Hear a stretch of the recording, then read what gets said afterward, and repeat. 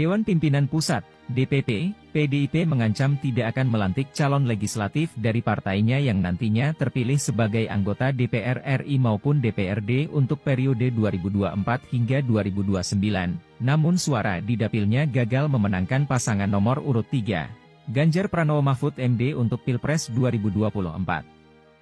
Ancaman itu bukan gertak sambal, karena DPP PDIP menilai caleg-calegnya tersebut tidak mampu menjalankan instruksi yang ditandatangani Ketua Umum PDIP, Megawati Soekarnoputri dan Sekjen PDIP, Hasto Kristianto pada 16 Desember 2023. Dalam instruksi tersebut, Ketua Umum PDIP memang menginstruksikan kepada struktur partai, anggota dewan, dan calon anggota legislatif pemilu 2024 di seluruh Indonesia untuk wajib bergerak secara masif turun ke bawah melakukan kerja-kerja pemenangan sebagai berikut. 1.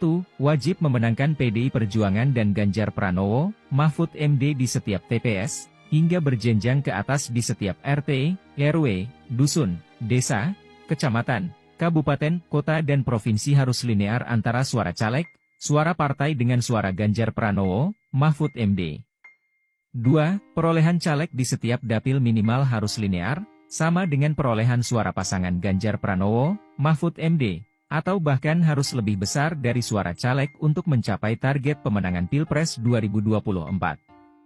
Atas dasar hal tersebut, bagi caleg yang perolehan suaranya tidak linear dengan perolehan suara capres dan cawapres nomor urut 03, maka DPP partai akan mempertimbangkan caleg tersebut tidak akan dilantik sebagai anggota Dewan Terpilih Pemilu 2024. Demikian bunyi instruksi yang disampaikan, untuk dilaksanakan dengan penuh tanggung jawab untuk seluruh kader PDIP. Sekretaris Jenderal PDIP Hasto Kristianto mengakui bahwa hasil quick count atau hitung cepat sejumlah lembaga survei menunjukkan PDIP masih menjadi partai politik dengan perolehan suara terbanyak dalam Pileg 2024. Namun, untuk pasangan Capres-Cawapres yang mereka usung, Ganjar Mahfud berada di posisi terakhir dalam Pilpres 2024. Oleh sebab itu, PDIP akan lakukan evaluasi. Meski demikian, Hasto tidak menjelaskan lebih lanjut evaluasi seperti apa yang dimaksudnya. Ya tentu saja ada tahapan-tahapan seperti itu, partai melakukan evaluasi atas setiap peristiwa-peristiwa politik yang sangat penting, khususnya itu pemilu, jelas Hasto di Gedung High-End, Jakarta Pusat, Kamis, 15 Februari 2024. Dia tidak menampik surat instruksi kepada jajaran pengurus DPD, DPC, anggota Dewan, dan calon anggota legislatif agar memenangkan Ganjar Mahfud. Mereka harus melinearkan suara Pileg dengan Pilpres. Dengan demikian, Hasto menekankan pentingnya evaluasi apabila ada perintah partai yang tidak terpenuhi. Karena ini juga sebagai suatu pembelajaran yang sangat baik ke depan, katanya. Yang menjadi pertanyaan apakah bisa partai politik membatalkan pelantikan caleg terpilih yang dipilih langsung oleh rakyat? Jawabannya bisa. Jika mengacu pada PKPU nomor 5 tahun 2019 memang diatur tentang syarat penggantian calon terpilih. Dalam pasal 32 PKPU nomor 5 tahun 2019, diatur 5 hal yang memungkinkan seorang caleg terpilih diganti oleh caleg lain. Pertama, jika caleg meninggal dunia. Kedua, jika caleg terpilih mengundurkan diri. Kemudian, jika caleg tidak memenuhi syarat menjadi anggota DPR, DPD, DPRD Provinsi, DPRD Kabupaten, Kota. Keempat, jika caleg terbukti melakukan tindak pidana berupa politik uang atau pemalsuan dokumen. Terakhir, jika caleg terbukti melakukan pelanggaran larangan kampanye.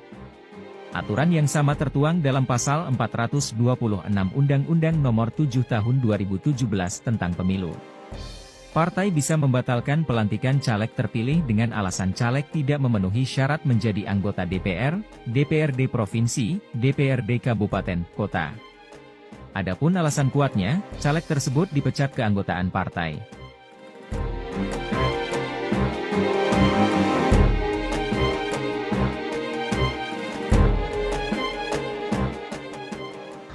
PDIP hampir dipastikan menjadi pemenang pemilu 2024. Meski demikian, perolehan suara PDIP di pemilu 2024 kali ini menurun dibandingkan pemilu 2019 lalu.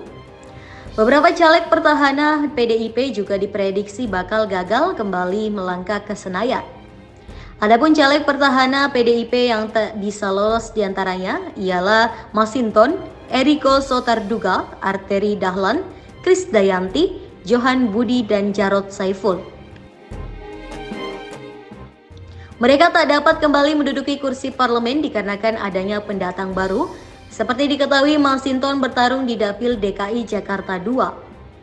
Berdasarkan update terbaru, politisi PDI Perjuangan ini hanya meraih 19.239 suara.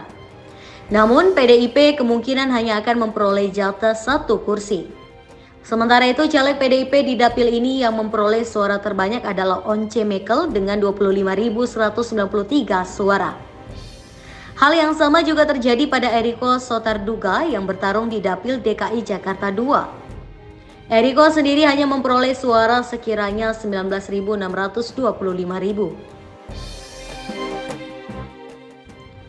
Hal serupa juga terjadi pada penyanyi Krisdayanti yang maju jadi caleg daerah pemilihan atau Dapil Jatim 5 dan membawahi kabupaten atau kota Malang dan kota Batu.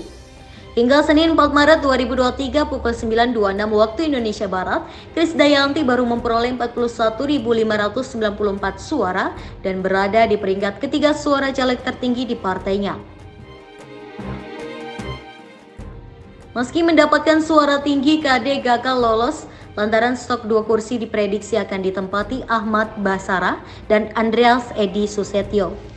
Sementara itu, Arteria Dahlan dalam real count KPU Republik Indonesia per 1 Maret 2024 pukul 18.00 waktu Indonesia Barat hanya mendapatkan 46.004 suara. Pihaknya yang maju di Dapil Jawa Timur 6 ini meliputi Tulungagung, Kediri, Blitar, Kota Kediri, dan Kota Blitar. Kemudian mantan jubir KPK Johan Budi maju di Dapil 7 Jawa Timur juga terancam tak lolos. Perolehan suara Johan Budi yang mencapai 75,92% itu masih kalah dari koleganya di PDIP. Yakni Johan Budi kalah dari Budi Sulistyo Kanang dengan perolehan 97.895 suara. Sementara itu, Jarod Saiful Hidayat per 1 Maret pukul 23.00 waktu Indonesia Barat di Dapil Sumut 3 mendapatkan 23.518 suara. Posisi pertama diraih Sambert Bob Andika Sitepu 42.845 suara.